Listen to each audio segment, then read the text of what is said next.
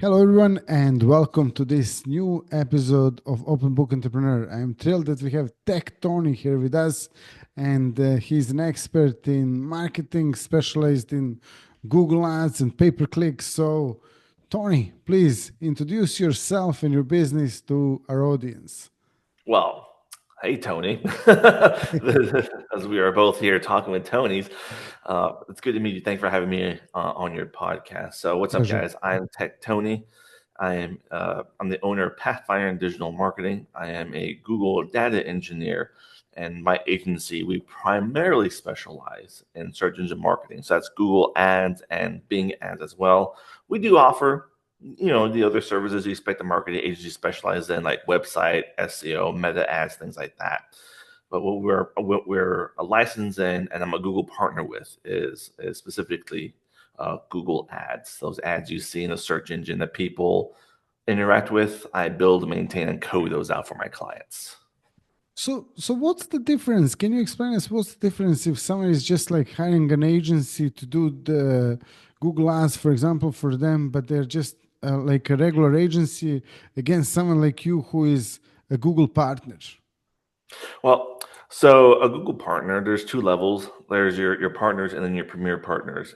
And I honestly, the difference between the two primarily is ad spend, and it does come down a lot of things to money, sadly, with Google. But you are held to a higher standard, and when you're working with the agency, so Google actually looks at your accounts, they look at who you're working with, and they're looking for growth. They're also looking for customer retention as well with your agency, and your reviews also matter as well. So a lot of these partners that I get to work with, they're great agencies that have good values as well, and they also practice what they preach. So you can see them running their own Google ads. You'd be surprised how many marketing agencies you can talk to and hire, and they're not running ads, or they don't do their own SEO, or they don't practice just the common stuff that you expect a small or medium-sized business to practice, so they grow their growth, brand awareness, and their brand trust.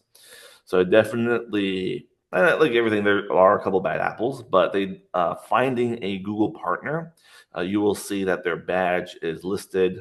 When you see it in an agency that's a Google partner, and you ask them, "Are you a partnership with Google?" They should be able to turn over to you a link that'll send you straight to Google's website, so you can verify that what this agency is trained to do, and see that their certifications are actually up to date. And the biggest thing is continued education. I have to reapply and retest for my licensing every year.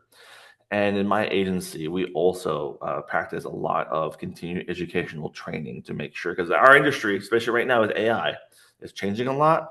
So you definitely want to make sure you're working with a marketing agency that can, show you proof of work that this is what we do, and then on top of that, just adds an extra layer of comfort. And also with that, being a Google partner, a lot of people don't know this, but there is an actual form that a client can fill out if the Google partner agency that they're working with does not actually show growth, and Google will actually sue that agency on your behalf. Or there is a little bit of a protection in there as well. Excellent. And if someone actually, because this is what I see with a lot of small businesses, specifically working with Google Ads and number of different types of ads, like what's one tip you can share on how to actually select the agency that can help them really get the results for their money? Well, one thing would be I would ask the agent, hey, do you mind screen sharing and show me what you do for your agency? Immediately, I would show my clients my own analytics. I'm very proud of it. I work very, very hard on my branding and my tracking, and I would show them what we're doing. I mean, if an agency is curious, I will show them my analytics. I show them my ads. I show them our traffic and how we get clients, and what our follow ups are. Because, like I said, we practice what we preach. So we're going to implement something very familiar to that business depending on their needs. So, for example, if a blue collar company like a plumber, electrician, or HVAC client comes to me, I'm going to show them my call tracking, because they are going to be probably very dependent upon phone calls coming in, especially if someone wakes up in the morning and their bathroom's flooded. Chances are they're not going to turn on the TV and wait for a plumbing ad. They're going to search on Google. So I'm going to show that client my own call tracking and how we use that data to help my agency get those leads. Because you'd be surprised how many HVAC people, these blue collar jobs, don't track their phone calls, and they're running Google Ads just blindly, whether they're doing it themselves or they hire the agency to have to do it for them.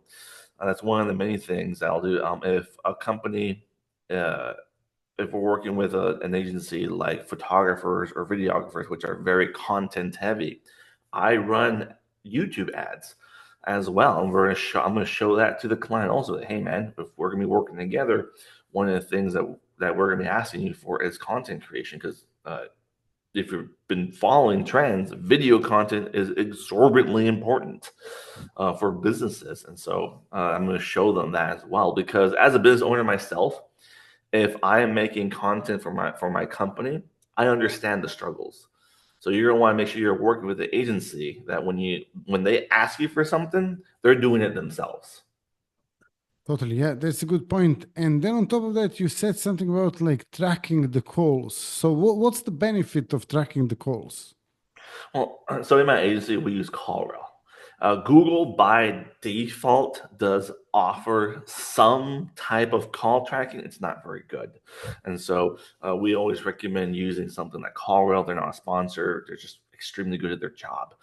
And the reason for call tracking is because we want to identify if an organic paid call, and whether that paid organic came from Yahoo, Bing, Facebook, whatever it is. If you are a company that really depends on phone calls, you need to have a core understanding on where those phone calls are coming from, whether it's through paid efforts or organic efforts. We have a window tint company that we work with, and every time we post to Facebook, we track that post to see, hey, did that generate phone calls for the client? We can see that weekly. And so it's that also gives us another touch point to collect data, because Google Ads is very audience or intent marketing. It's not so much type something to Google, hit enter, my ad pops up. You want to make sure that person actually has the intent to use your business. And so that phone call tracking just gives us another touch point to collect the proper information. So your ads, if you are running ads, do a better job. If you're not running ads, still use call tracking just to see, is your Google My Biz listing working well, bringing them the proper leads? Are people coming to my website and calling me? Or are they, or are they calling me from YouTube or whatnot? We have a client, an HVAC client of ours that we run YouTube ads for, and he'll get phone calls off of those YouTube channels, off YouTube, straight off YouTube. And we can track that. We can collect that information. Great. And what are some typical results that people can expect when they hire your agency for Google Ads? Well, rule of thumb, first 30 days is going to be proof of concept. Yes, everything is searched on the internet, but it's like, do people really want to buy your product? And I've worked with e-commerce agencies, especially where I'm like, this might not work type of situation. But rule of thumb, if you're running Google Ads, is first 30 days is going to be proof of concept. Is there search traffic for my product? And then after that, on average, us marketers, we don't deal in absolutes, because there's a lot of things that happen that are out of our control that can affect your ads. But essentially, after that, 90 to 180 days is when you should start really seeing the needle move.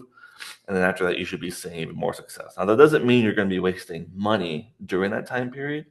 It's going to be a lot of data collection so that we can essentially manipulate the ads to your favor so they show up for the correct search term, so you get the proper engagement.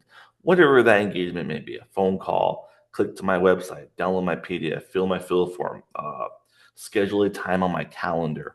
All these events or touch points are properly recorded so that your marketing team can take that information and then adjust the ads as needed moving forward. And very rarely in Google Ads are you going to see daily improvements. You want to see weekly improvements. So when you're sitting down with your agency, a good agency isn't actually not going to be in your Google Ads account every day unless you're spending an exorbitant amount of money, which I do have a couple clients like that. The majority of agencies are going to touch your account build it, when they build it, whatever they got to make adjustments, and then we leave it alone and we see what Google does with it. And after 5-7 days, go back in. What does the data say? Work on your account. So you want to see weekly improvements as a small business. Wonderful. That's great. And if someone wants to actually get in touch with you, contact you, find out more about what you do in your agency, how they can do that? Well, my agency is Pathfinder Digital Marketing. I'm on all the social media. So I do TikTok videos, YouTubes. I have my own podcast, email newsletter, Facebook. I'm on Twitter a lot, or X, whatever we're calling it nowadays. Or you can just look me up personally. It's Tech Tony. It's TEC, no H, because when I made my online name years ago, I thought it sounded cool, and now the SEO just stuck. So it is what it is.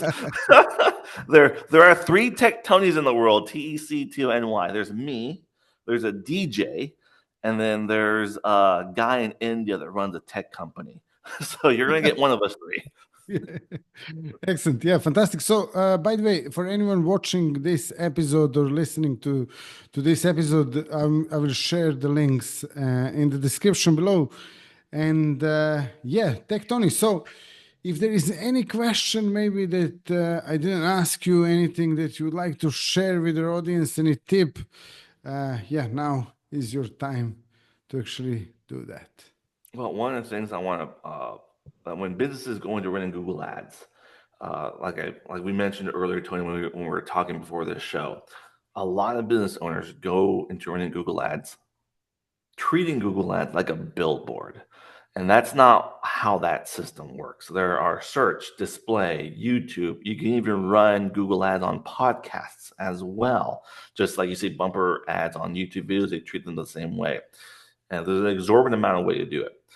And what business owners need to understand is the point of Google Ads, especially if you're new at this, the point of Google Ads is data collection. The secondary point of Google Ads is leads.